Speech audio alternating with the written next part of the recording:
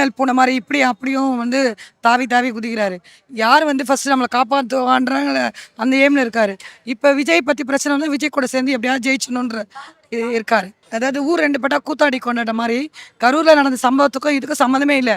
Already இவர் எல்லாமே காலில் உண்டு தான் அவரே வாங்கினாரு இந்த போஸ்டிங்கு பொறுப்புன்றதுக்கு கொடுத்தது. அதுக்கப்புறம் திருப்பி இப்போ ஓபியை பகச்சிக்கிட்டாரு. உங்க கட்சியிலே 3-4 கட்சி இருக்குது, 3-4 பேர் தலைவர்ன்றாங்க. அவங்களுக்குள்ளே உட்பூசல் இருக்கும்போது இதுக்கு நடுவில் இப்போ கரூர் சம்பவம் வந்து விஜய் கூட்டணியா வச்சு அவர் வந்து சந்திர சிந்து பண்ணலாம்னு நினைக்கிறாரு. அதை வச்சு மேலே வரலான்னு அவர் பாக்குறாரு. பெண்ணா இது வந்து அந்த அம்மா காசிக்கு நான் நினைக்கிறேன்.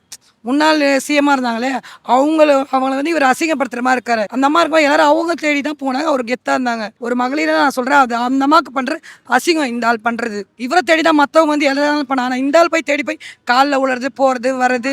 விஜய்ன்றவன் அவனை தேடி அவன் தான் இவன் தேடி வரும். ஆனால் இந்த ஆள் தேடி போயிட்டு கொடி பிடிச்சா நம்மளுதான் நம்ம தான் சிஎம் ஆகிடும் அப்படின்னு கனவு காண்றான் இவன். அவங்க இதில் இத்தனை பேர் இருக்கிறாங்க. தினகரன் எவன் வேணா இருக்கிறான் அந்த கட்சியில்.